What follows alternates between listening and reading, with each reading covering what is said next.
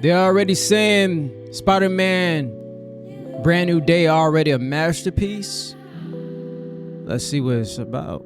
Look, man, if you ask anyone who you think the best superhero of all time is, you're gonna get a different answer every time. Batman, Superman, Iron Man. You're gonna even get a couple of people who say Jesus Christ, and guess what? They're right, because he is real and he is the best superhero. But I think if you ask anyone who their favorite comic book superhero is, or at least their top three, a majority of those answers are going to be Spider-Man. Spider-Man? Who are you? My name is Jeff. It was even Stan Lee's favorite character, God rest his soul, and there was a reason why. It's because every time we watch or read these stories, we see ourselves in this man. We are Peter Parker. I think most teenagers reading it thought to themselves, hey, that could be me. And I know a majority of love for this character came from the comic books and the cartoon shows and the merchandise. But for me personally, it was only because of the movies. And even though we got some unbelievable films like Sam Raimi's Spider-Man 2, Into the Spider-Verse, and Spider-Man No Way Home, I believe with all my heart, the best Spider-Man movie of all time is being filmed right now. Oh, snap. And no, this is not just me trying to hype this movie up. This is what I believe from all the pieces I've been seeing fall into place so perfectly. The director, the writers, the style board for this movie, the freaking cast, the rumors of the plot of this movie, just the freaking set footage and photos look unbelievable. I mean, they are going to have to really step up to the plate and get people to back excited about Marvel. And I really do think that they're trying to bring Spider-Man up front to really lead that momentum going. You know what I'm saying? They got a little momentum stepping in the right direction with some of the things they're doing, but I think the piece that everyone loves, it's Spider-Man, and they know it, and they're like, we're gonna have to come correct and make sure we do it right. I hang them all in my house, in my room. I want to put it in my toilet. I want to look at these pictures all the time. The boys are working hard on this movie. So hard that they're getting injured. Tom Holland busted his head on the set of this movie doing a stunt. And when this news came out, I was on the verge of crying because the news articles were saying stuff so ugly, like he cracked his head open. It's a disaster. But no, thank you, Jesus. It was just a mild concussion. He's going to take a break from shooting, and I'm pretty sure it's going to delay the production a little bit. But who the heck cares? As long as Tom Holland is healthy and he's okay. I know the boys are cooking up a masterpiece, so let everyone heal. Let everyone take their time. Let them do this right. Don't rush this movie. Spider-Man Brand New Day is shaping up to be the best Spider-Man movie ever made. And look, if you don't trust me and my big disgusting eyebrows, then let's just look at the facts. Okay.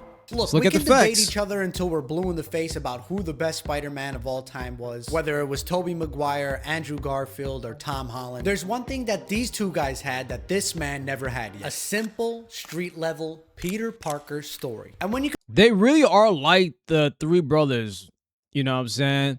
The oldest, the middle, and then the youngest. consider the fact that this man's been Spider-Man for almost 10 years and has been Spider-Man in 6 movies, more than Andrew Garfield and Tobey Maguire combined, and he still hasn't had a normal, grounded Peter Parker story. And I know a lot of you are probably saying, is oh, true. that was Spider-Man Homecoming. That's his origin story. That's his Peter Parker story. And look, I love all of the MCU Spider-Man movies, but let's be honest with ourselves here. That was Iron Man's side quest. In his second movie, Far From Home, which I actually really liked and a lot of people hate for some reason, there's one thing we could all agree on, and that he was in Europe for the whole freaking movie. We only seen the guy in New York swinging around for a couple of seconds. And in his third movie, Spider-Man No Way Home, which was without a doubt the best one out of all 3 of them, the guy basically wasn't even the star of his own movie. How many other characters and cameos was in it? And that's a bold statement coming from me, because Spider-Man No Way Home is my favorite Spider-Man movie so far. But the truth is the truth. It wasn't really grounded. It was multiversal. Doctor Strange was in it. You get my point. But Yeah, a lot of people in it there. Yeah, that really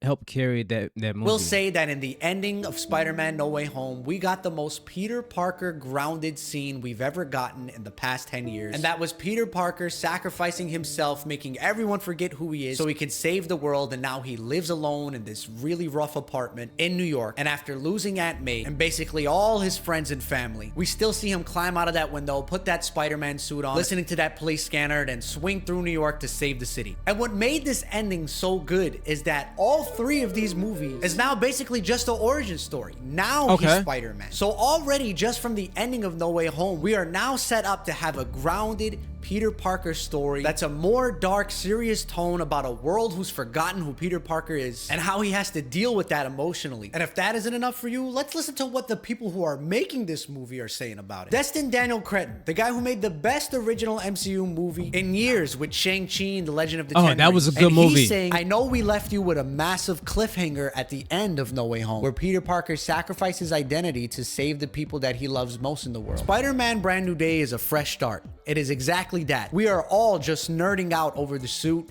how to swing, how to create an emotional story, and a ride that we've really never seen before. And now Tom Holland, who's actually a producer for the first time on this Spider-Man movie, said that he's been eating the internet trying to find out exactly what the fans want from this character and how to be the best Spider-Man he could be. He even confirmed that the new Spider-Man suit they revealed is 100% canon inspired by Andrew and Tobey's suits, saying, I'm really glad that people are picking up on the homage to Tobey and Andrew's suit. I really like the idea that he's trying to be his big brothers, that he looks up to them and he sees little details on their suits that he thinks are really cool. And if that's not enough for you, let's look at who's in this movie. Jon Bernthal is officially casted to play the Punisher in this movie. It's heavily rumored that Mark Ruffalo is not just coming back as the Hulk, but the rage crazy snapcase Hulk. And the official artboard designer for this movie had to put his Pinterest account on private after his profile went viral with a bunch of Spider-Man and Hulk pictures in, not to mention a bunch of other beautiful, serious cinematic shots.